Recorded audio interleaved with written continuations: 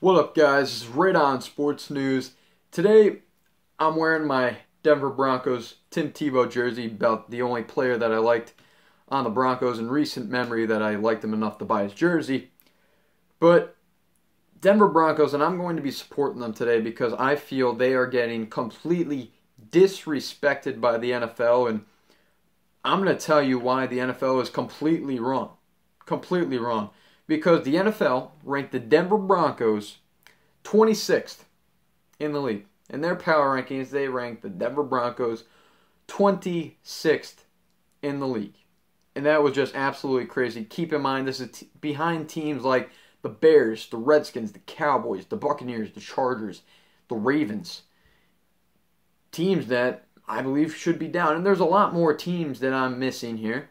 But those were the ones that definitely stood out to me. And they actually ended up ranking the AFC West in that power rankings: Chargers, Chiefs, Raiders, Broncos, in that order. I think it should be flip-flopped. I believe they meant to say Broncos, Raiders, Chiefs, Chargers. With Chiefs and Raiders kind of bouncing back. We don't know what we're going to get from Patrick Mahomes, but Patrick Mahomes is a whole other story for another day. Why are they ranked 26th? I can't wrap my head around this. I really can't. I'm looking at it.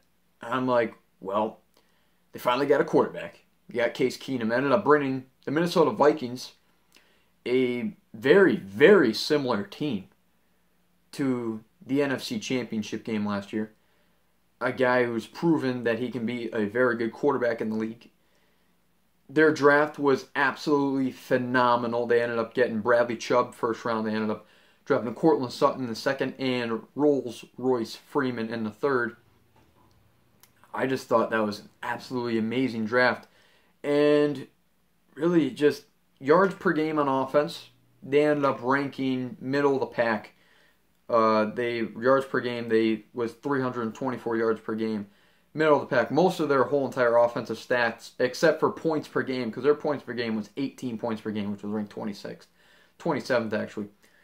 But most of their offensive stats were all middle of the pack.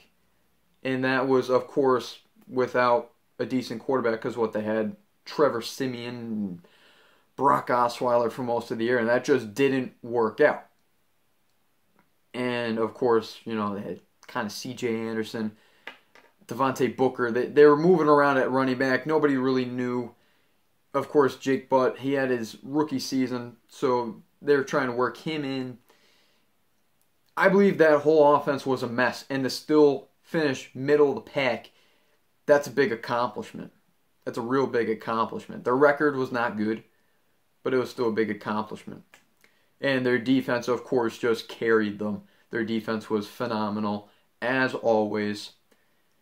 But for their offense to be middle of the pack, and they add Case Keenum, Courtland Sutton, to go along with Demaryius Thomas and Emmanuel Sanders. Emmanuel Sanders was injured for a lot of last year. But to get three top-notch wide receivers on that team, and of course add Royce Freeman to the depth chart, we don't know. It's looking like Devontae Booker's going to have the first dibs at running back position, meaning he's been there for 2 years. But Royce Freeman could very easily take it. It's third-round pick. Royce Freeman does have a lot of talent. So maybe by week 5, week 6, we may see Royce Freeman getting a starting role. That's all dependent on if Devontae Booker just completely blows. But anyway, they add a lot of offense in key positions.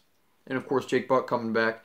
They ended up drafting Troy Fumagalli, who was just absolutely great at Wisconsin. Their offensive line's not bad. I'm looking at this, I'm saying their offense has potential to be a top 10 offense in this league.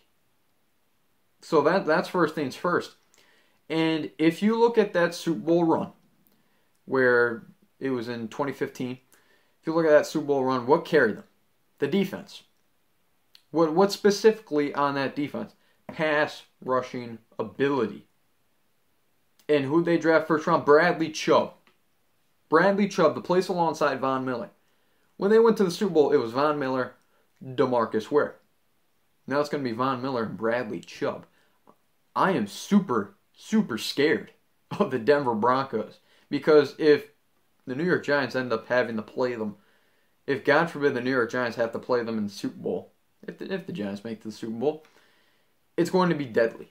It's going to be deadly because I don't see a top-notch team blocking. I don't even think the Cowboys' offensive line could block the Denver Broncos. And I don't think Cowboys' offensive line is as good as it used to be, but they're still ranked number 1 offensive line according to everybody.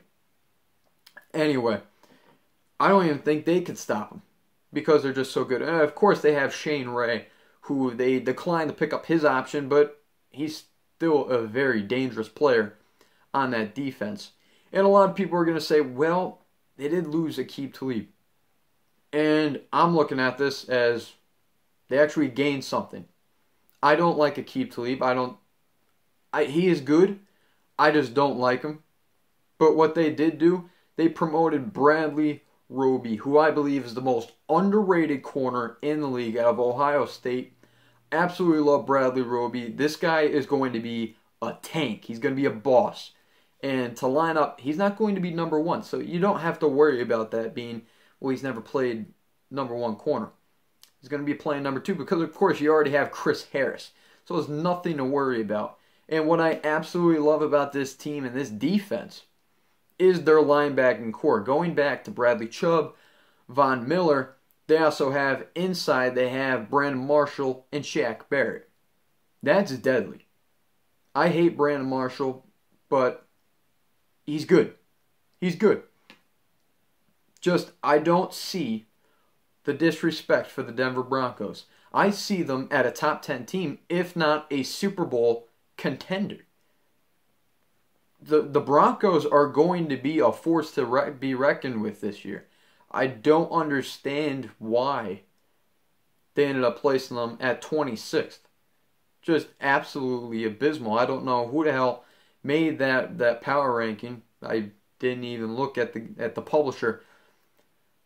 He's an idiot. He's an idiot. Because to put the Denver Broncos at 26th, and he snubbed a lot of teams. Of course, he put the Raiders way down. Of course, you got Derek Carr, you got Amari Cooper. You got a lot of players, and especially with John Gruden there. There's a lot of players there. So, I don't understand why they're 26th. They're a much better team. They're a top 10 team. They are a Super Bowl contender.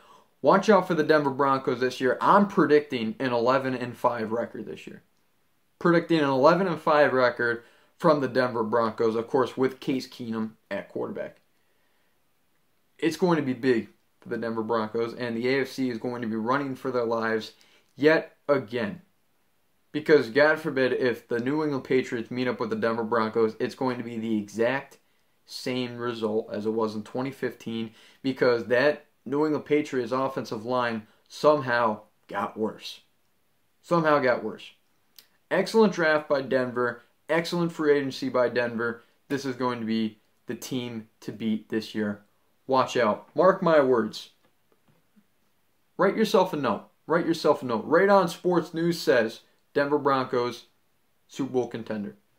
Watch out. They will be in the playoffs, guaranteed. If you like the video, remember to like, comment, and subscribe. Always remember, right on, brother. And we'll see you.